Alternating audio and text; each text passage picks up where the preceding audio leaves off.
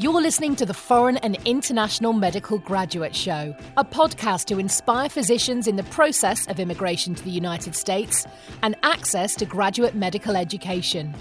We create meaningful and helpful content that motivates medical students and doctors throughout the world, with the goal of creating a community that supports itself and gives feedback to each other, that stays updated with the most recent tips and advice on how to make it in America and become a successful resident or fellow in the speciality of your dreams. Dr. Alonso Osorio is board certified and residency trained in both emergency and family medicine and will be bringing you 20 years of his personal experiences, struggles, and motivation. We'll be chatting with people like you to talk about the lessons they've learned along their personal path, how to make an impact, and how we can all benefit from it. Also, we'll analyse the current resources available and how to benefit from them. Thanks for joining us. Please enjoy the show. Hello and welcome everybody back here in the Foreign and International Medical Graduate Podcast. I'm super excited. I'm having a few days off and here I am ready to produce material for you guys. I'm back in the beautiful Tampa, Florida. It's pretty sunny, a little humid, and the weather is looking really, really nice to go diving. And why not to go deep diving and breath hold spells going into the deepest part of the ocean. And I brought today a very well-received and accepted physician and guest. His name is Dr. Juan Valdivia-Valdivia. If you remember, he's a brain surgeon, brain and spinal surgeon based out of Tampa Bay. He's a personal friend of mine from Peru. And the last podcast was found to be extremely motivational. Just coming from my wife, she got some tears out of it, and she never thought, now that she actually knows him in person, that she was such an spiritual, friendly type of this inspirational person.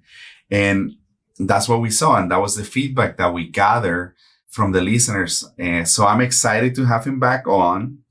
So before we get started with Dr. Valdivia, who doesn't need more introduction than a fantastic resume. And if you want to go deep down inside into what he currently does, go back to the last show, but we're going to keep it motivating. One thing I wanted to let you know that OsorioMD.com, the link connecting the info at OsorioMD.com was broken. It's finally active and I am receiving your request for consultation for the incoming ECFNG certification period and eventually your match. So feel free to reach out to me at info@OsorioMD.com and I'll be replying to you as soon as possible. So here we are, Dr. Valdivia. The show is all yours. Thank you for being back with us. I appreciate it. Thank you, Alonso. Thank you for having me. It's a pleasure and very happy to be here with you. Well, you and I have been talking for a while about giving it a shot to another podcast due to the significant success we had with the first one. And I do know for a fact that on your free time, you have a passion for something that I never really experienced. I saw some Colombians doing crazy free diving, but it seems that that's your sport. Tell us about it. What is it about free diving that you like, how you got into it, and where the passion for it came from? Well, freediving is a sport in which you do any activity holding your breath underwater. That's the definition of freediving. And I discovered it when I was faculty at University of Michigan doing, I was assistant professor in neurosurgery. I saw a documentary called Breathe by William Trubridge. And I randomly emailed USA Freediving and they said, go take his course in the Bahamas. So I went from Michigan to the Bahamas, and my life was changed.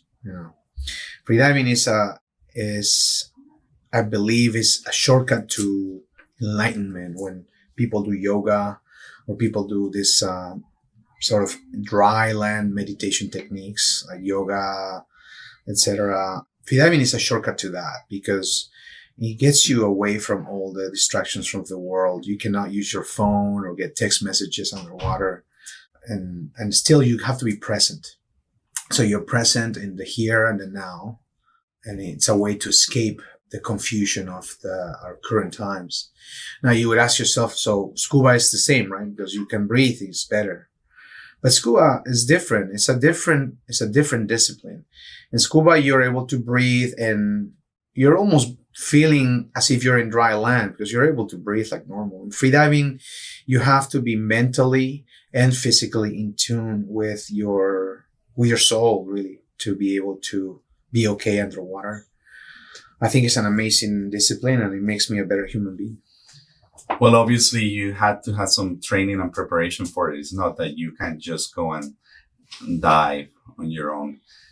You said that in Michigan, you took that trip to the Bahamas. I bet that by then you had been already some sort of water aficionado, or how you ended up like holding your breath for minutes at a time and just finding joy at doing so. I grew up in Peru, so I grew up surfing in the coast. And I always liked the ocean. I started scuba diving and I was looking for something to relieve stress during my neurosurgery practice up north. And I was taking an advanced course in scuba once in Ohio. That's the biggest the biggest water mass close to Ann Arbor. And it was a quarry. It was cold, dark, and it's in Ohio. Ohio is beautiful. But I almost died because my regulator started releasing air. So it failed at 88 feet, which was where we had to be to pass. So I could not find my instructor at the time. So I decided to basically shoot up to the surface with zero air. And I saved my own life.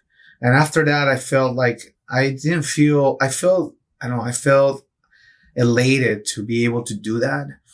And that's why I wanted to take up freediving. And I always like to work out, etc. For freediving, you don't need to be a bodybuilder. You don't need to be, a marathon runner. You need to have some degree of fitness, just general fitness. But the journey to become a freediver and the journey to improve as a freediver, it's a feedback system where a human being advances and unlocks certain physical attributes and then gives you positive feedback. So freediving is a way, it's almost like therapy. A human being takes up freediving. And every time you go either deeper, longer, or better technique, you learn something good about yourself. So you feel better about yourself. And then you want to do it again. Why? Because it makes you more mindful, makes you more controlled. And so all those things are good for a human being. I'm a big proponent of that for not only mental health, but also spine health. I tell my patients to get in the water. Really? Yeah, you told that to my wife and it really helped. And I firmly believe that the water is the big healer. It can heal the mind, the soul, and the body. Well, when you said that you need to be in some degree fit, one cardiovascular system or one system that has to be in shape is your cardiopulmonary system. You cannot smoke. You have to have fairly healthy lungs. And obviously your ear, nose, and throat passages need to be also kind of adapted to these pressure equalization and all those kind of things. Mm-hmm. So I would say that probably there is a kick also into finding increased cardiopulmonary endurance diving, or the capacity of holding your breath for longer times at a time. Yes. Human beings are born with this physiological phenomenon called the dive reflex. And that's something we don't learn. We can trigger it. We can train it. We can learn to improve it. But something we're born with from birth, because somewhere in our genetic evolution, human beings caught this ability to survive underwater for a very limited time, because the dive reflex involves bradycardia, so lower heart rate. What does that do? That it reduces your metabolism, so that saves oxygen, right? That creates peripheral vasoconstriction, creating central hypertension. So your heart, your core gets more blood. Why? Because your brain needs more blood. Your brain is like the captain of the airplane. That's what I tell my students in freediving. And when you're running low on fuel, what does the pilot do? The pilot shuts down engine number 1, engine number 3, throws some luggage, and you're flying on fumes. Your brain knows when it's underwater. So your brain has an evolution mechanism for preservation, and it's telling your body, I need more oxygen, number 1, and I need more blood. So give me those two, because I'm important, right? So your brain is telling your body, peripheral vasoconstriction, your heart needs to pump more blood. And that is the dive reflex. And we're born with it. We don't buy it. You don't learn it. Now you can train it. The better you train that reflex, the deeper you can dive, the safer you can dive. You reduce the risk of pulmonary barotrauma. We call it lung squeeze. So yes, your heart, your lungs need to be in top shape. Your kidneys too, because you need diuresis. You trigger significant diuresis when you're in the water. Wow. Yes. So there's a lot of physiological changes that happen during freediving that for the beginner freediver may not seem important. For the elite freediver, not. But for the elite freedivers, that's the means to dive longer, deeper. It's amazing how that brings me into perspective to compare us with marine mammals who have the same mechanism to dive. Dolphins, manatees, whales, they have the same diving reflex. So we share that little genetic, diamond with them. Well, now that I'm rehearsing and kind of relearning my cardiopulmonary physiology here, is rather impressive what we humans can do, especially if trained properly. But also this diving reflex could lead to some sudden panic and, potentially just swallowing water and just dying on the spot, right? Well, you don't feel the changes in your body. You can tell sometimes because in underwater, you see your hands are sort of cold or mottled skin. So you can tell that there's peripheral vasoconstriction. You can definitely hear your heart rate drop. Like if I'm diving, my max dive is 61 meters, which is a little over 200 feet. And usually in the surface, you want to be, I'm going to walk you through the process briefly. So in the surface, you want to be completely present in the here and now. And you want to be floating at the surface, preparing for your dive, breathing basically tidal volume.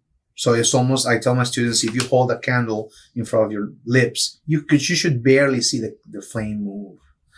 Then when it's time to dive, you do a big, huge inhale. First diaphragm muscles, then thoracic muscles, and then the lower neck, right?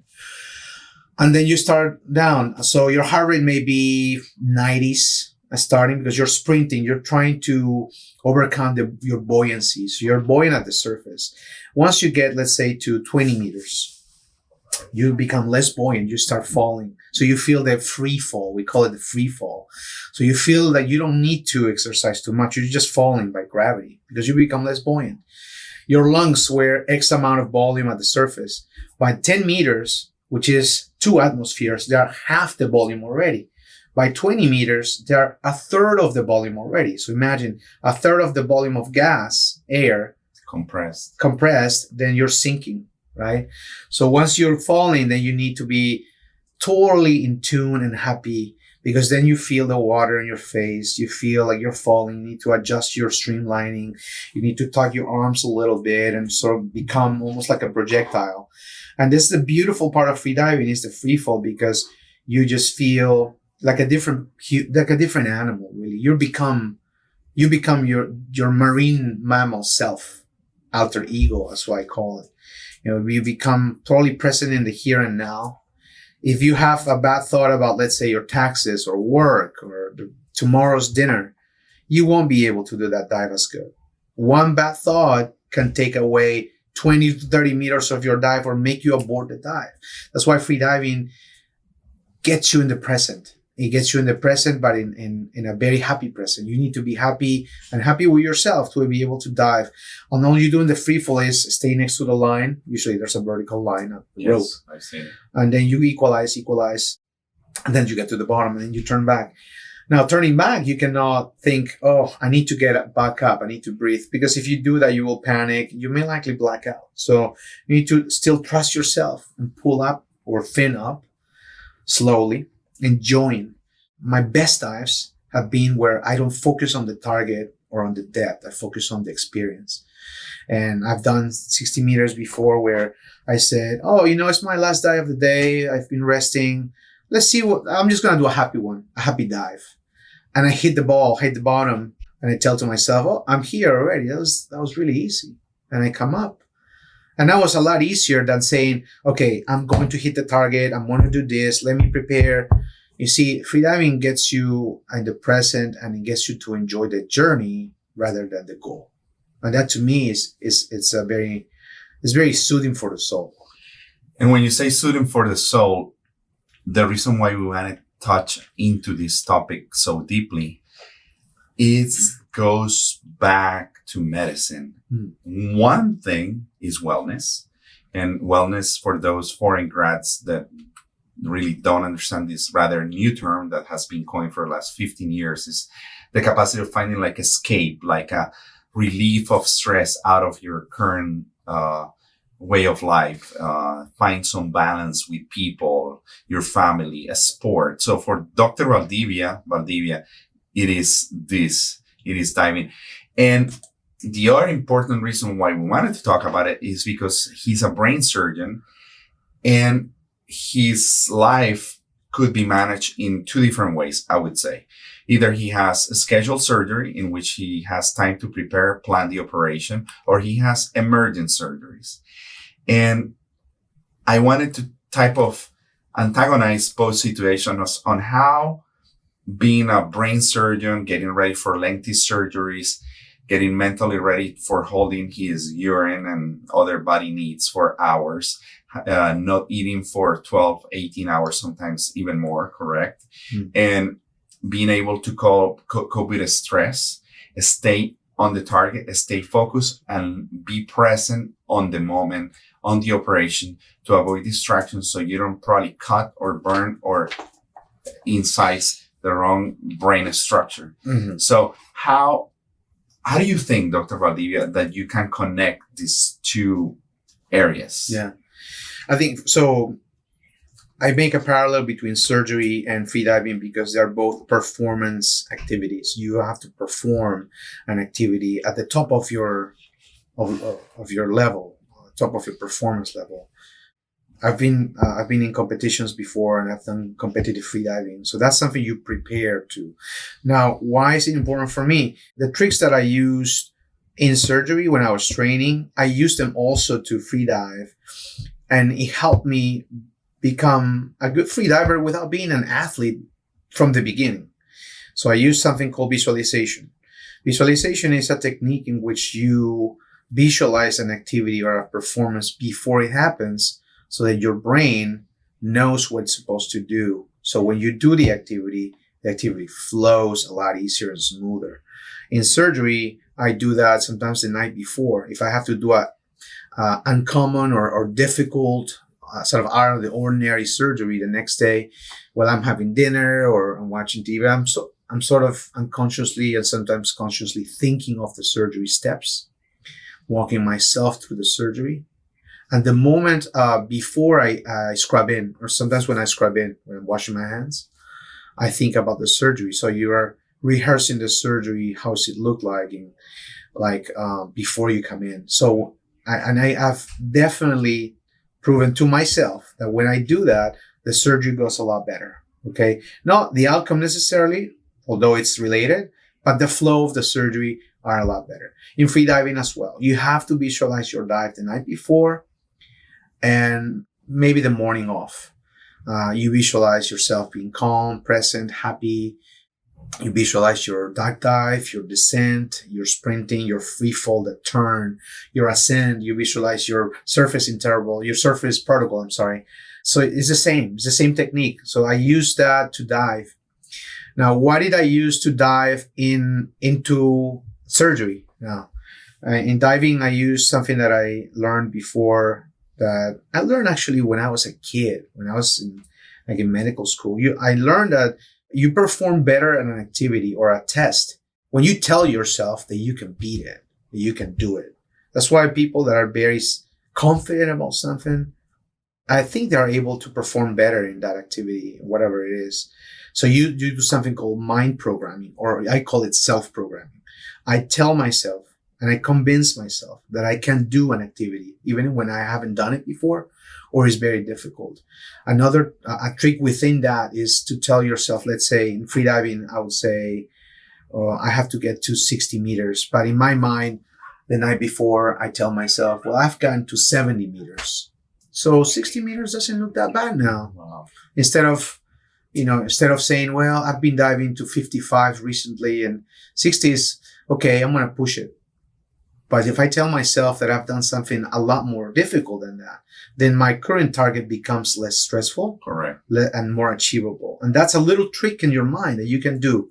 It's all about perception, right? The way you perceive and your perspective of things and your targets, it really gives you confidence to keep going, right? So if I tell myself, okay, I've gotten to 60 meters many times, which I have, then I say, okay, then maybe getting to 60, it's achievable. It's not that bad. And I did it and I do it.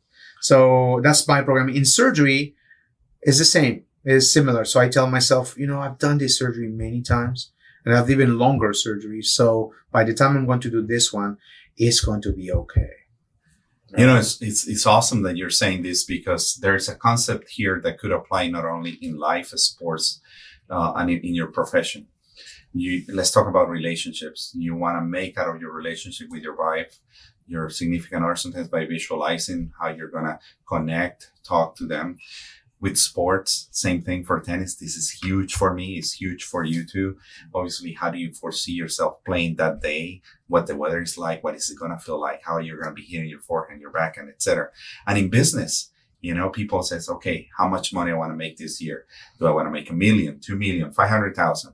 What steps do I need to take? And how do I see myself to gain that confidence personally in my mind to take the necessary steps to succeed at something? I think that's huge. When I was in high school, especially in medical school, I know that I would perform better at an exam when I told myself that I'll do it, that I'll beat the test and I'll do it well. And I would sort of suggest, it's almost self-suggestion, I don't know how to call it, but I would make myself feel happy and extra excited to be able to perform in that activity. I will think of my favorite food or my favorite friend that I want to talk to on the phone, etc. And then it's almost giving yourself inspiration out of thin air. That same happens with other things in life, like relationships and business, etc. And I'm not telling you about business or anything like that, but surgery, yes, the more confident you are within reason, you're able to perform a surgery that is difficult sometimes. Within reason, I say, because number one, you have to be well trained. Number two, you have to have done that before, right? You're not going to jump into a huge leap. But, you've heard this before. This is not new. There's a big book that says believe without seeing, right? It's a big book that we've been somehow exposed here and there, but this belief without seeing, this is the same. If you believe that you can do something without seeing it, you likely have better chances of doing it. You were talking not only about your personal preparation, there's also some external factors that you would like to control. How do you control your team? Or what's the talk that you have with them, or the talks that you already have had with them over your years of practice, to know what they need to do to make you succeed and have that dive or operation go well? Because I know that in the surface, there is 2, 3, 5 people supporting you, despite the fact that you're lonely deep in the water, despite the fact that you're by yourself in the surgical field. There is so many people that they know that when you extend your hand, they need to give you a certain tool and not the wrong tool that could really make a huge mistake. What's the talk that you have with your team before you go into the process? So making a parallel between this non-medical activity, which is freediving, and neurosurgery, I think that you develop over time, especially in surgery, some degree of emotional intelligence. Okay. Emotional intelligence is a big concept that is different than IQ. IQ is your ability to manage and process information. Emotional intelligence, or EQ, emotional quotient, is your ability to process and manage emotions. Very different. Both of them can give you different degrees of success, life or work or tests, etc. Right? So in working with people, I learned over time, and it's a process. I learned over time that you have to be able to understand, identify emotions in others, in your team. Therefore, you're able to manage those emotions. You need to be able to understand your own emotions and determine if they're appropriate for the situation. Right? That's huge. That's not test. That's not grades. That is working with others. And in a surgical team, you have to work well with others. Everyone has to know their role so that we are all focused on the outcome and to getting the job done. Is it important for you to work with people that you like or you are comfortable with? Absolutely, 100%. It's better when I work with the surgical tech that I'm used to working all the time. Okay. In diving, it's the same. I feel like when I am diving with guys or girls that I know I really trust, I know they can save me if I black out at the bottom or whatever underwater. I know that I can, quote unquote, let go. That's something that I learned in freediving. You have to surrender. You have to let go when you're free falling to the bottom of wherever depth. You have to surrender to the, let's call it, we're going to talk, so let's call it, we're surrendering to the present, and we're getting rid of the monkey mind. I call it the monkey mind. The monkey mind is the part of your brain that is very primitive, right? We talked about this, right? Yes. So as the monkey mind tells you, okay, we need to come up. It's too deep. It's time to come up. It's getting dark and it's getting cold and you're going to get hurt. So that monkey mind is the evolutionary part of your brain that is made for preservation. It tells you that when you see a tiger, you run. You have to control that, right? The monkey mind is not, it's like a kid. It's like a baby. You don't talk to the baby saying, stay still. The baby's not going to listen. You have to be soothing to the baby. So you have to tell your monkey mind, it's okay. Yes. Relax. Yes. And distract your monkey mind. For the baby, why do you have little toys? Because you distract the baby, right? Same with your monkey mind, you distract the monkey mind. You're like, here, look at this.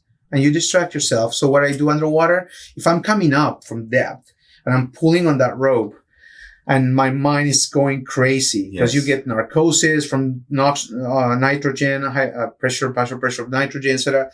I start counting. I count 1, 2, 3, and I just distract my mind not to think of anything, just to concentrate on those numbers. Wow. I also concentrate on faces of, and this is a personal thing. I see in my mind faces of my diving buddies, more like diving buddies that are telling me, you can do it. It's all good. You have the urge to breathe, but you have 20 more meters. It's okay. It's going to be fine. You're almost there.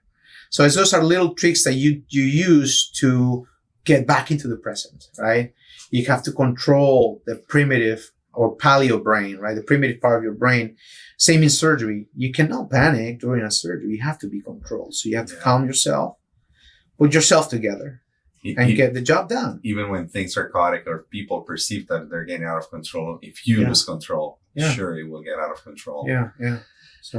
So, Juan, one thing I noticed about you, and I think I said it before in our prior interview, that you're a very assertive, let's get down to business type of physician. When I call you, you're yes, I'll be there. It's a pretty bad, let's say, epidural hematoma or intraparenchymal hemorrhage.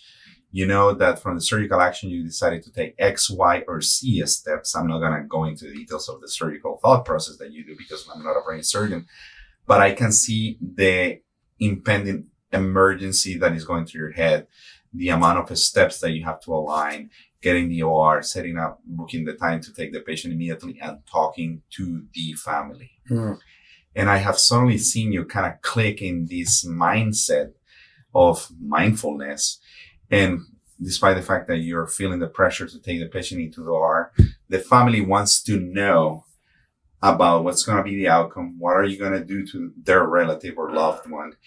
And suddenly from seeing this assertive type A go-getter physician become a very tender, kind, sometimes loving physician, communicating in a very good fashion to your patients in those 1 or 2 minutes that you have to talk with them. I don't know if this is something you learn along your practice, your career, or did diving make you a better person in life to be a better physician, or they're completely independent factors? I think that I do diving because it's almost like a self-therapy. Okay. The physician becomes the patient in diving. Wow. In my case, because diving is like therapy. It makes you, it heals the mind, as I said, the body. And me being a physician and caring for everyone but myself at work, I care for myself in the water. That's my therapy, my time. Interesting. You become very selfish. When you dive for performance, it's the most selfish time you have. It's me. And sometimes that's good. Now, when I go to talk to families, like you said, I learned that not from diving. I just learned that from home. The way my parents brought me up, and if I, had a concern, and the way my mom and my dad used to treat me and talk to me, I know that the best advice I could give to young physicians trying to cope with that is, in medicine currently, we all want to be a business guy. We all want to be business. We all want to know there's this. But when the real art of medicine is not a business. The real art of medicine is not to do an MBA or to do this or management. That's not medicine. Medicine is an art, and it's treating a human being the same way you would treat yourself or your mom or your dad. So that's it. When I talk to a family, I put myself in their shoes, and I talk to them like I would talk to myself if I was in that situation. And that changes everything. If you go with a business mindset to talk to a grieving family that isn't you have their family member on the brink of death, then you're going to fail. Yes. You have to be a human being, and you become finally the guy that started doing medicine, 20 years ago. Why? This is why I want to do medicine. Why? Because I want to help people. That's all. If you go with that mindset to talk to families, you will do good. You will listen.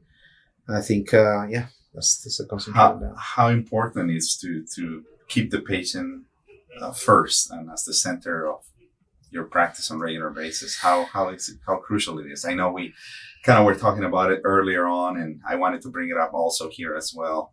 You like that kind of stuff, always putting the patient first, and not only customer service. That's a whole different dimension. But the patient first is nice when you see a slogan or a billboard on the street. Put the patient first. Okay, let's talk. It's called space spades. Right, that's marketing. Yes. Marketing is a very useful tool.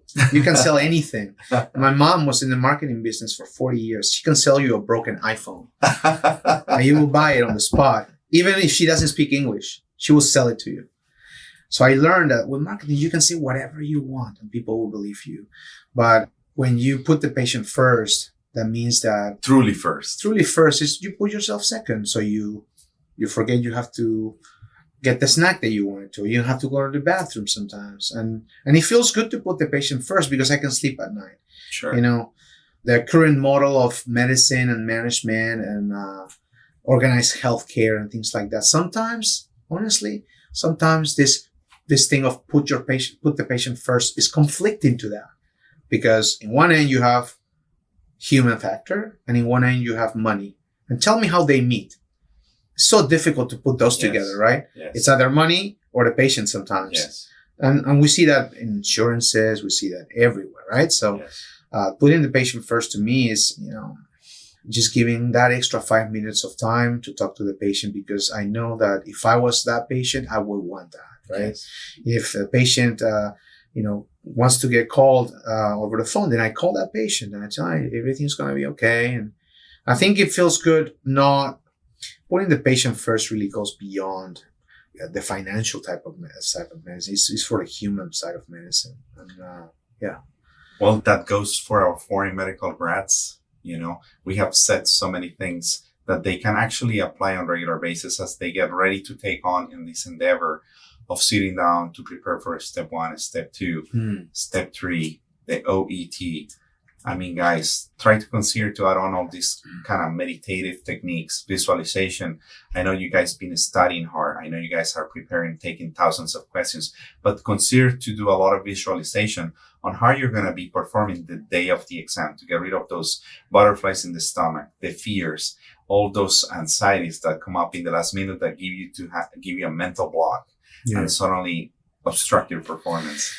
So visualization is a huge tool that you can use from early on in your life, for playing a sport to performing, in the Olympics, to taking a test, to performing surgery later on.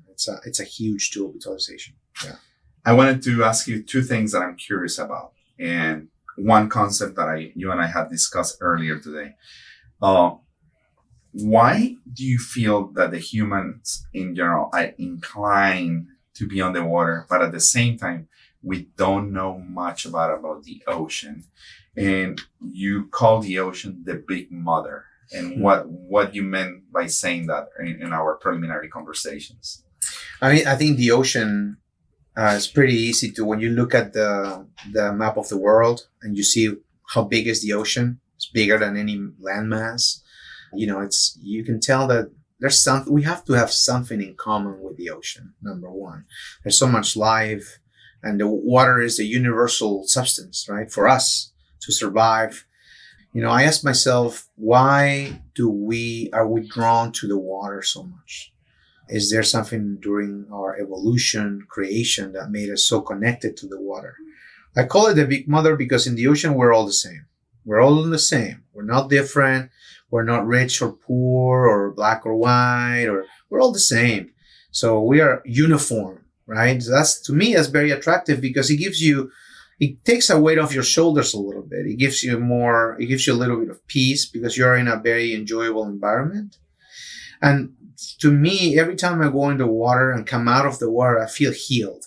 I feel like really stresses and things are washed out literally from my skin. I feel amazing when I go in the water. Wow. I feel like I went to church. Wow. I feel a new person that day, and I cannot wait until the next one.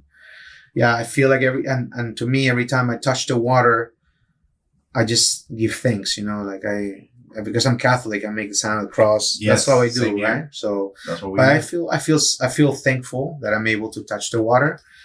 There's got to be something in our evolution, and I'm not a historian or whatever, that explains that.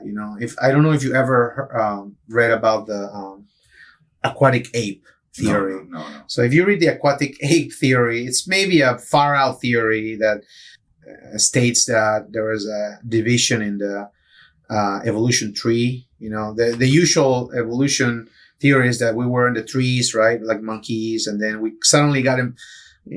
Learn to make fire and make tools, and then we came down the tree and then start, killing to eat, right? Wow. Okay. But the aquatic ape theory, and I may be totally misrepresenting it, so I may remember, it states that the older primates that were living next to the ocean or the shore were able to access the water. The way they used to escape predators is to just, where do you go? If you have water, you just go into the ocean a little bit, like, neck high. Why? Because the lions or the predators are not going to be able to swim to kill you. That's why you escape in the water. Sure. You don't go too far, and you don't go in the ocean, in the shore. You go a little bit. In between. It's almost like when I look at going to the beach. I go to Clearwater Beach. Where do you see people? Do you see most people in the shore, at the edge of the water? No. Very, very deep. Where do you see them? You see them a little bit on the side, right? Everyone likes to be there. Everyone likes to float where the water is like right up, maybe just below your shoulders, where you can float, but you can walk. All human beings love that. But why do we love it so much? How do we love it so much? I don't know. Right? It's important to know, right? I don't know the answer, but there's something that drives us to go there, right?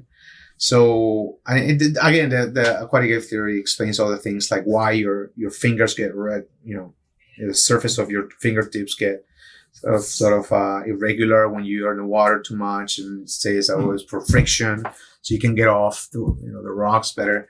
It may explain the dive reflex, who knows? But I like to read that theory because I would like to think it's true, It may be totally false, but, something inside me tells me that kind of makes sense. And I think, I don't know where we're going from this, but no, don't worry about it. But I think that's part of evolution. Let me ask you about something that you had said before, near death experiences. Aye. And the passing out, how do you call it when you pass out? The blackout. Let's talk just to wrap it up. Let's talk about quickly on blackout and near death experiences in the water while doing deep diving. Okay. So explain us what's blackout first. Let's go with that. In freediving, we have two terms that are popular: blackout and samba. Okay. Samba, like samba? Like the samba. C-A-M-B-A? Like the samba dance. Wow. So when you are, and from the medical standpoint, when you're ascending, there's physiological changes. The partial pressure of oxygen drops. So therefore, the partial pressure of oxygen in your blood drops, in your alveoli drops, and etc. So when you're ascending, most of blackouts happen in the last 10 meters. Oh, really? Most of syncope, from medicine standpoint, happen in the last 10 meters. So that explains the blackout. Really is called, I call it a freediving related syncope or breath hold related syncope. And for the most part, I think most people would agree that's from hypoxia, cerebral hypoxia, right? Your brain noticed the chemoreceptors, or your brain noticed the drop in oxygen saturation and oxygen content. So your brain wants to preserve its architecture. So your brain said, okay, we're running on fumes. That's fine. We're going to shut down the big parts of our brain. So there's less activity on the frontal lobes, parietal lobes, occipital lobes, and just your brainstem functions. So you're skipping right on fumes. So therefore, when you see a shallow water blackout, which it's an old term, but let's use that today. Shallow water blackout, you see the person, the diver, unconscious but breathing and with a heart rate. So your brainstem's working, right? Samba is the in-between. Samba is, we call it loss of motor control. It's like myoclonic jerks. So when you see someone at the pool coming up from a long breath hold, or you see someone shaking, trying to take their mask and shaking, and it's not a chaotic jerk. So it's from the neurology standpoint, it's a myoclonic jerk. So it has a pace. That means that your brain is in the brain of normal or unconscious. Loss of motor control, or we call it Samba in freediving, can be conscious or unconscious. You can have somebody trying to take their mask off or facial gear and still be awake and shaking and trying to continue being awake. But you can see somebody unconscious and shaking as well. So I call that unconscious LMC. It's a whole evolution of clinical progression of cerebral hypoxia in freediving that I'm presenting that at the UHMS, the Undersea and Hyperbaric Medical Society meeting this year. Wow. Yeah, it's not totally non-neurosurgical, totally not related to what I do, but I like diving so much that I'm going to present 3 abstracts to the UHMS meeting. I'm very happy. Wow. Yeah, so the blackout, and now I don't know if that's considered a near-death experience. I don't know really the definition. NDE, near-death experience. I guess if that happens to you in the middle of nowhere, yes, it could be an NDE. But if it happens in the middle of 20 people looking at you and caring for you, it may not be, because your chances of dying are a lot less, you know? But it feels like an NDE. When I had those, I made a huge mistake when I had a total fiasco in one competition in 2018. I was sleep deprived. I was working a lot. And one of my patients, from an unrelated issue, died. Non-neurosurgical issue, a heart issue. So it really shocked me. Before I left for a competition, as a physician, you feel a weight in your mind and your shoulders. So I got to the comp and I said, okay, I'm going to dive 50 meters tomorrow. I don't know. Maybe I didn't take the right. So I blacked out at the surface after 50 meters. And, you feel like the tunnel. You see the tunnel and then you wake up. Yeah. And I felt out at the surface, but I was in a scenario where I had safeties, medics. I mean, so many people caring for me that it was nothing. And I was like, okay, wake up. Fine. It was 2 seconds. One last thing that I'm curious about. Do you get a kick of endorphins by going free diving? Because I know that the runners get the runners high. I don't know if you get that same feeling going that deep. I think I think during the dive, you cannot get adrenaline or excited, because it will be counterproductive to your dive, right? Gotcha. It will be counterproductive to your bradycardia and mindfulness, right? But I think after, I do feel after when, like I say, we go on the boat to dive, a good session, and then we're running back in the boat, I do feel, I wouldn't say excited, but I feel something. I feel like almost endorphins. Yeah. Maybe oxytocin is elevated, the love hormone, right? We call it the love hormone. I think I feel surrounded with love, you know, like I feel maybe oxytocin, maybe dopamine, maybe those two are involved in the after dive session. That's why we love it so much. We cannot wait until the next time we dive. It's like a drug. It's like doing a drug, right? Makes so much sense. So, but it's a good one. It's a good one. You know, I've never had any issues. I interact with very healthy, very good people, and it makes me a better human being. There's no studies again on that. This is my theory. You got it. Dopamine and oxytocin. Maybe. Well, I'm proud of you. Phenomenal foreign international medical graduate from Peru that successfully accomplished his never-ending neurosurgical and spine trainings as a brain surgeon in the United States. So I'm really proud of you. I know that it's not easy. Yesterday night before I went to sleep, I was listening to Kevin Hart, and just to wrap it up, he was saying that many people want to be doctors, but many people never took the commitment to go 8, 10, 12, 15 years to school like you did. And that what makes a difference. So sometimes people say, hey, I would like to be like that doctor. I think it is. I'm just going to do it. But not many people have the discipline or the courage to go through the punishment and the training and have that visualization of being conscious on your goals and in what you want to accomplish. So thank you for being part of this. Yeah. And thank you for being here. And please, one last comment from Dr. Valdivia. Yeah, no, I think becoming a physician, I think I said it before, if you become a physician for the love of doing medicine, I think you're going to be very happy. If you want to become a physician for fame or recognition or money, you may be a lot of years waiting for that. And that may never come. And I became a physician because I wanted to be good to others and just be a physician, just be it, not a neurosurgeon or whatever. I just wanted to be a physician. So I carry myself to patients as I'm a physician. That's all.